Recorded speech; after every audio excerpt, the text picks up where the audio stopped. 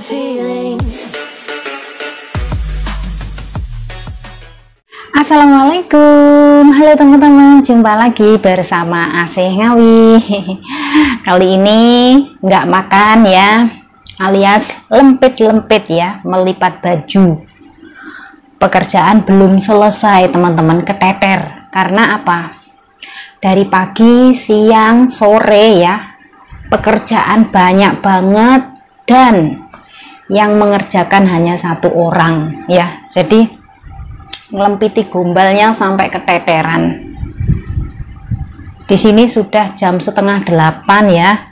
Tadi habis makan terus langsung lipat-lipat baju ini. Soalnya besok kan sudah libur ya teman-teman. Besok kan hari Minggu. Jadi ini harus dikerjakan dulu ya, seperti itu. Nah, apa kabar buat teman-teman semuanya ya? Semoga kalian semua selalu dalam keadaan sehat ya. Semoga diberikan rezeki yang melimpah ruah, rezeki yang terus mengalir ya. Semoga yang mau proses kerja ke Singapura masih tetap semangat meskipun ya masih menunggu job atau menunggu turunnya visa, atau mungkin kalian menunggu belum pasporan atau belum medical, atau mungkin baru mau proses kerja ke Singapura ya. Semoga diberikan kelancaran. Nah, hari ini ceritanya teman-teman, karena kenapa kok bisa keteter ya pekerjaannya, karena sore tadi sekitar jam 4 lebih itu kan saya sedang gosok baju ya, tapi di situ Pak Bos ya, ini kipasnya tak matiin dulu, tapi jam 4 lewat ya, tadi Pak Bos itu minta dibikinkan toast ya, maksudnya roti yang dibakar kayak gitu. Dan itu kalau menurut saya juga ribet karena pakai mesin ya. Semua di sini tuh pakainya mesin, nggak pakai maksudnya yang langsung kayak gitu, nggak ya. Semua di sini tuh prosesnya serba ribet, makan waktu lah pokoknya seperti itu. Oke. So di dalam toast itu isinya apa coba? Isinya ada ham ya, ada tomat, ada cheese, terus dikasih sama cabai hijau ya, seperti itu. Terus ada juga apa ya tadi, nggak tahu lah, asin-asin kayak gitu, makanan bule ya, saya nggak ngerti ngomongnya. Oke, so bikinnya kan 4 kayak gitu, sudah pasti makan waktu lah ya, seperti itu. Terus setelah bikin toast ya, masih banyak ya pekerjaan yang lain, harus cuci piring, cuci mangkok, semuanya banyak, harus dilap kering, disimpan ya. Belum lagi ini mesinnya pun juga harus dicuci yang bagian dalam. Terus setelah dicuci, dilap kering, harus disimpan. Nah, setelah itu ya, hari ini ibu majikan, wah banyak komplain teman-teman ya, sampai saya itu diam aja ya, diam aja kayak gitu. Memang saya di sini teman-teman, kalau saya itu dikomplain kayak gitu, dalam hati kecil saya sebenarnya saya itu pengen menjawab lah ya, bukan berarti melawan, tapi menjawab. Tetapi terus mikir lagi, majikan saya itu baik ya, buat apa dijawab, toh kalah menang kita nggak bakalan dapat apa-apa ya, seperti itu. Jadi saya di sini itu selalu berpikir, nggak apa-apa lah. Terus saya hanya diam. Misalkan ya, seperti tadi waktu mem saya bilang begini, kamu kalau nyuci mainan seperti ini, usahakan harus kering. Kalau nggak kering bisa rusak kayak gitu. Hah?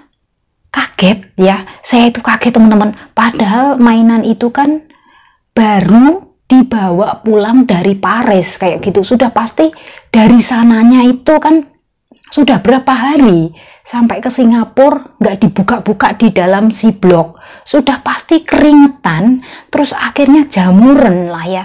Itu yang disalahkan juga saya. Terus tadi juga bilang begini, nanti ya di kamar bagian tepi ya, yang di dekatnya ruang tamu, itu ada semutnya, nanti tolong kamu bersihkan kayak gitu. Tapi cara ngomongnya bukan seperti itu. Cara ngomongnya seperti ini, kamu tahu nggak, di ruang yang dekatnya tamu itu ya, itu ada semutnya, terus kamu bagaimana, kayak gitu. Ya Allah,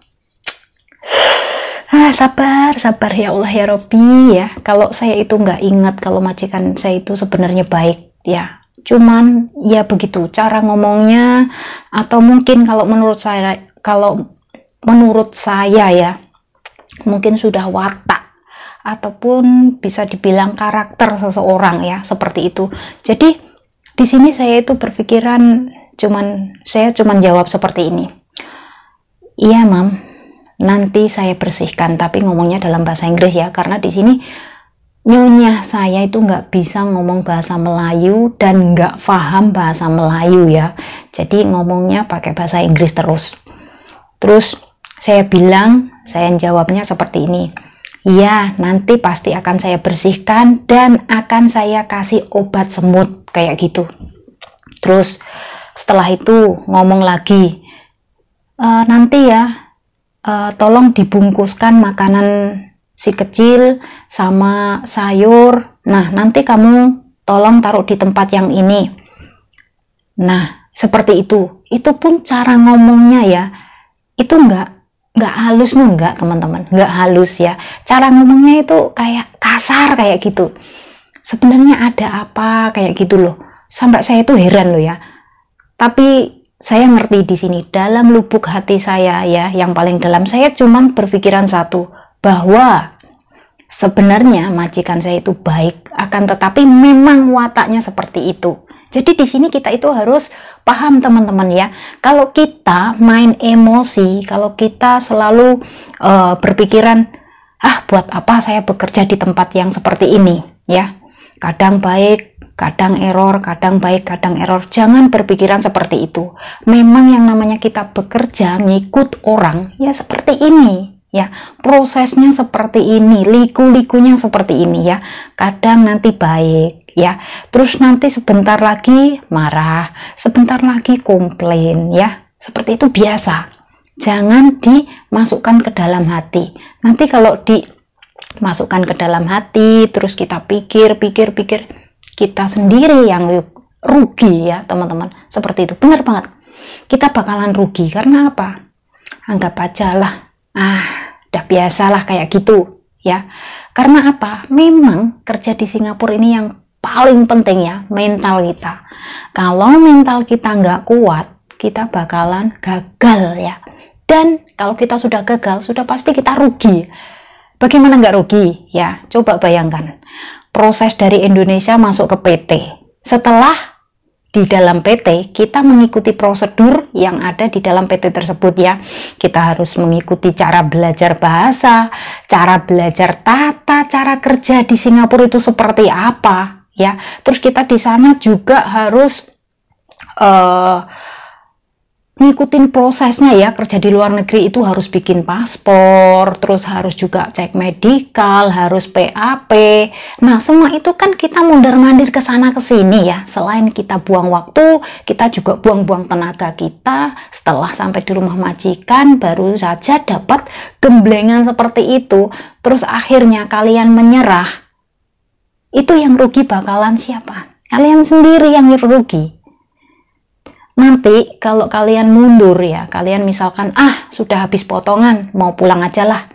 Ngapain kerja di luar negeri seperti ini, tersiksa. Ya memang di sini saya juga tersiksa teman-teman. Akan tetapi saya selalu berdoa ya, semoga saja majikan bisa berbaik hati sama saya kayak gitu. Kalau saya berpikiran putus asa lah ya, saya mundur, saya pulang aja lah, buat apa seperti ini dipertahankan kayak gitu. Kasihan banget sama masa depan anak. Nah, kenapa saya sampai detik ini bisa bertahan di sini? Untuk apa? Ya untuk masa depan anak. Coba bayangkan di Indonesia teman-teman, kalau kita cari kerja dengan gaji yang seperti saat ini di Singapura, itu susah banget ya. Apalagi saat ini di Indonesia ya, semua bahan makanan sudah naik ya. Terus buat kalian yang mau bikin rumah, semua bahan material pun sudah naik. Nah, kalau kalian cuman bekerja di Indonesia ya, itu terus sampai kapan kalian akan maju kayak gitu ya. Di sini sudah banyak sekali ya, bukan cerita sih ya, faktanya bahwasanya kerja di luar negeri ini banyak sekali yang sudah sukses. Nah, kalian ngaca dari sana teman-teman. Perjuangan untuk menjadi seorang TKW yang sukses ya, itu nggak mudah. Kita benar-benar harus mau berjuang. Kita harus berani menghadapi majikan ya. Kita harus kuat mental. Kita harus sabar. Kalau kita nggak sabar, kita bakalan pulang ke Indonesia dengan membawa tangan yang kosong. Kasihan banget dengan nasib keluarga kita ya, nasib orang tua kita, nasib anak kita ya, seperti itu. Ya, semoga saja di sini buat teman-teman semuanya ya, kalian semoga dipertemukan dengan majikan yang baik ya. Semoga saja bisa finish kontrak dalam waktu 2 tahun. Semoga saja bisa menambah kontrak lagi ya, seperti itu. Yang penting satu, jangan sampai tinggalkan yang 5 waktu ya, apapun itu. Misalkan ya, kalian di rumah majikan itu nggak diizinkan untuk sholat ya. Terus bagaimana Mbak solusinya? Ya dalam hati kecil kalian tetap berdoa. Karena apa? Sebenarnya kita itu ya teman-teman, di sini peraturan di dalam surat kontrak kerja itu sebenarnya kita itu harus mendapatkan waktu untuk menjalankan sholat. Itu ada di dalam surat kontrak kerja.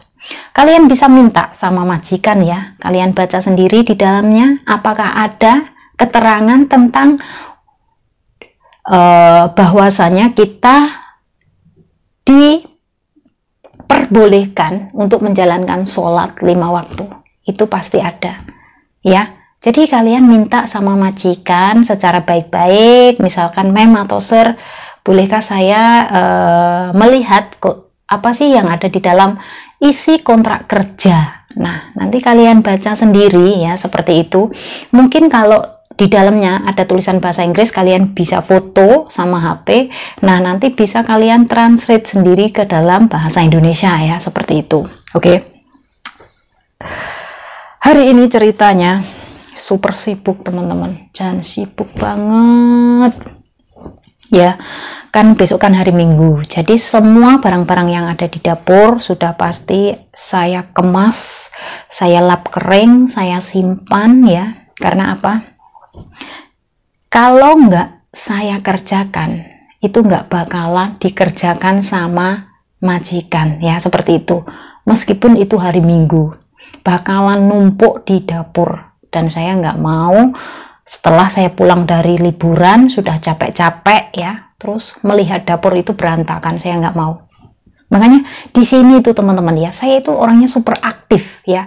HP ini sebenarnya ya, sebenarnya saya taruh di kamar kayak gitu. Tapi kadang majikan tuh selalu bilang kayak gini, Ning tolong HP-nya kamu bawa kemana-mana. Terus saya bawa ke sak ini ya, ke dalam poket kayak gini, dalam sak kantong kayak gitu. Karena apa? Di sini tuh majikan saya tuh selalu SMS teman-teman ya, selalu. Terus nanti kadang ada delivery mungkin dari Redmart, atau delivery bikin beli kopi kayak gitu, atau delivery minuman bir atau apalah ya, seperti itu. Nah, makanya di sini tuh memang HP itu bebas banget ya buat saya di sini, bebas banget 24 jam, wifi pun juga bebas ya, non-stop kayak gitu. Alhamdulillah banget, memang majikan baik. Tapi ya itu tadi teman-teman ya, kita harus lenggono ya, kita harus bisa berpikir bahwasanya oh ya, kalau majikan lagi ngomel-ngomel kayak gini ya biarkan aja, yang penting itu loh gaji lancar ya, terus yang penting tuh majikan baik ya. Saya cuma berpikir ya nggak apa-apa lah, mungkin memang sudah wataknya ya, mungkin sudah karakternya seperti ini, jadi ya apa boleh buat teman-teman ya, yang namanya watak kalau belum mati tetap seperti itu, nggak bakalan bisa hilang sampai kapanpun ya. Yang namanya watak itu nggak bakalan bisa sembuh ya, tapi kalau watuk itu atau batuk itu bisa disembuhkan ya, seperti itu. Dan bulan depan teman-teman ya, di sini tuh anaknya majikan sudah umur 1 tahun ya, jadi mau ulang tahun. Saya nanti mau ngadu apa ya, bingung saya mau ngadu apa, anak umur 1 tahun tuh dikado apa kayak gitu. Nah buat teman-teman yang tanya ya, mbaknya sekarang bekerja dengan majikan apa sih kayak gitu, saya bekerja dengan majikan bule ya, terus istrinya itu Cina Australia ya, bukan Cina Singapura ya, Cina Australia kayak gitu. Terus saya di sini tuh sudah jalan 1 tahun lebih ya, 1 tahun lebih 1 bulan kayak gitu. So majikan yang kemarin yang India itu memang saya di sana bekerja 4 tahun, terus majikan itu sudah pulang ke India ya, jadi nggak datang lagi ke Singapura atau nggak menetap di Singapura ya. Jadi majikan saya yang India itu sudah pulang ke India untuk selamanya karena pindah kerja ya, kerjanya dipindah ke sana kayak gitu dari company-nya. Terus kemarin ada yang tanya juga, Mbak, kalau kerja itu sebenarnya dimulai dari jam berapa sampai selesainya jam berapa? Nah, di sini kalau soal kerja dimulai dari jam berapa sampai jam berapa, itu di setiap rumah majikan nggak ada yang sama ya. Jadi di sini saya juga nggak bisa menjawab kayak gitu. Saya cuma bisa menjawab apa yang saya alami yang ada di rumah majikan saya saat ini ya. Kalau di sini saya bangunnya ya, di sini bangun jam 6. Itu disuruh untuk siap-siap ya, untuk bangun pagi itu untuk ya misalkan untuk sholat subuh lah ya kayak gitu. Terus nanti mulai kerja itu jam 7 ya, jam 7 mulai kerja, terus nanti selesainya ya, selesai itu kadang jam 9, kadang jam 10 kayak gitu ya, nggak pasti, tergantung ya, tergantung ada tamu apa enggak kayak gitu. Soalnya di sini ya, yang waktu saya pertama kali datang ke sini tuh teman-teman, itu sering banget ada party ya. Tapi untuk saat ini alhamdulillah sudah mulai berkurang. Terus kalau siang ya, di sini alhamdulillah banget saya juga dapat jam istirahat ya, 1 jam. Tapi ya nggak pas ya, kadang ya molor-molor kayak gitu. Maksudnya kadang saya itu istirahatnya sekitar jam 1 lewat 40 atau 1:45 kayak gitu. Jadi kan nggak dapatnya nggak 1 jam, cuman berapa menit itu kayak gitu. Tapi ya alhamdulillah bisa untuk meluruskan ya bangkean yang mereketek ini, karena dari pagi kan aktif ya. Saya di sini tuh aktif teman-teman, selalu jalan sana jalan sini, jalan sana jalan sini kayak gitu. Soalnya apa? Soalnya Pak Bos itu di rumah ya. Kalau saya nggak bikin kerja itu nggak enak ya, nggak enak lah. Tapi kalau seumpama majikan tuh nggak di rumah ya, saya bisa santai-santai kayak gitu. Tapi yang penting ya, saya itu rumah bisa terlihat rapi kayak gitu ya. Pokoknya jangan sampai berantakan, nanti majikan mikirnya, wah ini pembantu saya ini nggak bikin kerja atau bagaimana, rumahnya sampai kotor tuh. Enggak, saya di sini tuh ya, saya mau relax sebentar kayak gitu. Misalkan itu rumahnya itu sudah rapi, kalau rumahnya masih berantakan, saya tuh nggak akan istirahat ya teman-teman, seperti itu. Jadi nggak enak lah, nggak enak sama majikan. Nanti kalau majikan tiba-tiba datang ya, tiba-tiba pulang kayak gitu, terus melihat rumah berantakan kan jadinya kan nggak enak ya. Kita di sini kerja loh ya, kita di sini tuh digaji, jadi ya kita harus tahu diri lah ya, seperti itu. Dan agar majikan juga suka sama kita, seperti itu. Kalian tahu nggak kemarin waktu saya cuti pulang ke Indonesia ya, kemarin itu Pak Bos ya SMS lewat WhatsApp, bilangnya begini, Neng tolong kamu selfie dong sama anak kamu. Terus langsung selfie begini sama anak dan juga sama suami. Terus langsung Pak Bos tuh bilang begini, wow nice selfie. Terus langsung tak kasih stiker yang ketawa ha kayak gitu. Terus sama ibu majikan dikasih love. Tanda itu loh, hati itu loh, yang merah itu loh teman-teman.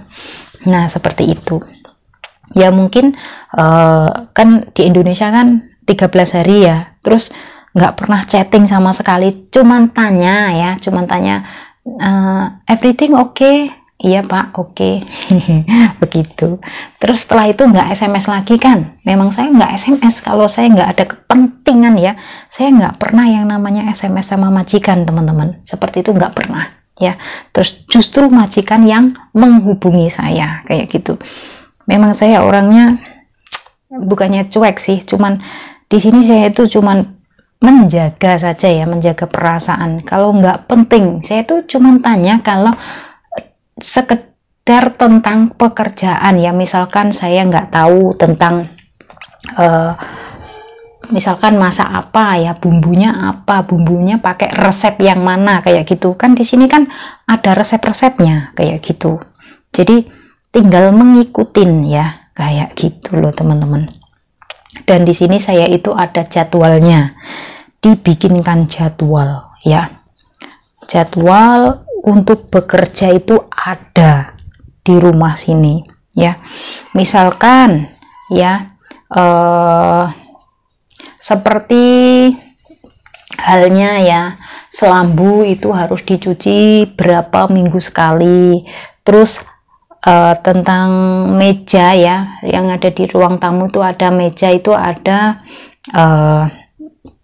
apa itu namanya kalau bahasa Indonesianya, taplak lah ya. Taplak itu tentang untuk meja kan ada tutupnya kayak gitu, tuh harus dicuci berapa kali dalam seminggu kayak gitu. Itu kan sering dipakai ya, karena untuk sarapan juga duduknya di situ, makan malam duduk di situ, makan siang juga duduk di situ. Jadi kan ini taplaknya kan malah cepet kotor kayak gitu loh teman-teman. Dan di sini tuh sebenarnya ya, kalau menurut saya kan sebenarnya jobnya kan menjaga anak ya teman-teman. Akan tetapi di sini tuh malah justru kurang ya. Anak itu dijaga sendiri sama majikan saya, kecuali kalau majikan sedang keluar, entah itu mau ada acara apa atau mungkin mau kemana kayak gitu ya, baru anaknya baru dikasihkan ke saya ya, tolong jagakan anak saya dan jangan bersih-bersih rumah, fokus untuk menjaga anak kayak gitu. Di sini ya job saya itu teman-teman, saya itu fokus sama bersih-bersih rumah ya, bersih-bersih rumah terus kayak gitu loh. Padahal di dalam isi tentang kita interview, saat kita interview ya teman-teman, itu kan jobnya kan menjaga anak lah ya, masak lah ya, bersih-bersih rumah lah, apalah ya, biasa kayak gitu. Tapi setelah sampai di rumah majikan, anaknya itu malah dijaga sendiri. Di sini ya teman-teman, di sini di majikan yang saat ini, anak itu mulai dari lahir sampai mau umur 1 tahun, saya itu belum pernah mandiin anak itu, belum pernah sama sekali. Tapi kalau ganti popok sudah ya, bikinkan susu sudah, itu anaknya itu pun tidurnya itu sendirian ya, di dalam kamar yang besar sendirian, tapi ada kameranya begini ya. Jadi itu si mem sama si ser ya, itu bisa ngecek lewat HP. Kalau anaknya nangis tuh bisa dicek di HP kayak gitu loh. Jadi anak dari lahir itu sudah tidur sendirian seperti itu. Saya tuh heran, baru ini yang first time ya, pertama kali saya ngelihat anak baru lahir tidurnya sendirian. Yang kemarin-kemarin ya, mulai dari Ang Mukio, terus majikan India ya, itu kan anaknya tidur sama orang tuanya ya, kayak gitu. Ini enggak, ini tidurnya sendirian. Jadi saya itu merasa kok sampai hati ya kayak gitu. Terus memang dilatih sejak kecil harus tidur sendirian, jadi biar nanti kalau sudah besar ya tidur sendirian kayak gitu loh teman-teman. Tapi ya menurut saya ya bagus juga, daripada nanti kalau sudah besar masih ngikut sama bapak emaknya, kan malah repot ya, ganggu kayak gitu. Malah kayak gitu malah menjadi anak yang mandiri ya, dari lahir sudah tidur sendirian. Tapi anaknya yang ini ya, yang saya jaga ini, itu nggak pernah nangis ya, nggak pernah nangis sama sekali. Justru yang anaknya majikan India ya teman-teman, itu kalau habis misa itu terus nangis itu sampai sekitar jam 11 malam. Kayak nangisnya itu nggak sembarangan kayak gitu, itu tuh setiap hari kayak gitu. Sampai saya tuh heran, kenapa ya kok nangis terus tuh kayak gitu. Kayak itu loh, ada sesuatu yang nggak pas di dalam rumah itu kayak gitu loh. Seumpama ya di desa kita ya, di kampung kita, kalau kita punya anak kecil kan kadang anaknya suka nangis saja, terus paling-paling ya kita dicarikan orang tua atau bagaimana. Kalau di Indonesia ya, di tempat saya itu ya dicarikan dukun biar anaknya ini kenapa kok nangis terus ya kayak gitu. Mungkin ada ya, kita kan mempunyai kepercayaan atau keyakinan yang berbeda ya, seperti itu. Jadi kalau di tempat saya ya dicarikan biar nggak nangis, itu memang rumahnya ada apa kayak gitu. Biasanya kan kalau anak kecil, kalau kita punya anak kecil kan biasanya ada bangsa-bangsa yang kayak gitu suka ganggu gitu loh teman-teman. Nah kalau di majikan saya yang saat ini, anaknya tuh nggak pernah nangis. Sekali ditidurkan ya tidur, nah nanti bangun-bangun minta susu kayak gitu, sudah. Anaknya pinter banget pokoknya, yang saat ini tuh pinter banget dan nyenengin banget anaknya tuh. Sekarang sudah bisa merangkak ya kemana-mana, wah lincah anaknya sudah, pokoknya sudah mau jalan-jalan terus kan, soalnya bulan depan kan udah 1 tahun ya, jadi pinter banget. Dan alhamdulillah ya, ngomong terus akhirnya pekerjaan pun sudah selesai. Ini mau tak simpan di dalam kamarnya majikan ya teman-teman, karena sudah jam 8 lewat, jadi kamar ini harus bersih, soalnya ini tempat tidur dan sekalian ini di dalam kamar saya ya. Jadi mau tak bersihkan, mau tak pindah. Ini bajunya si kecil seperti itu. Oke teman-teman, dan di sini saya selalu memberikan dukungan serta support kepada kalian semuanya. Semoga diberikan kelancaran, semoga dipertemukan dengan majikan yang baik ya. Pokoknya tetap semangat, jangan lupa untuk tetap berdoa, dan berdoa mintalah sama Allah semoga diberikan kelancaran, kemudahan ya. Semoga kalian semua bisa terbang ke Singapura, bisa menjadi orang sukses ya. Jangan lupa untuk menabung, oke? Dan saya di sini juga berbagi link buat teman-teman yang ingin ya, mungkin kalian berada di area sekitar Jakarta. Saya bekerja sama dengan PT Mutiara ya. Saya akan tinggalkan linknya ada di dalam kotak deskripsi. Kalian bisa chat sendiri sama PT Mutiara, bisa tanya-tanya sendiri, oke? So, saya akhiri sampai di sini. Akhir kata, wassalamualaikum warahmatullahi wabarakatuh. Dadah!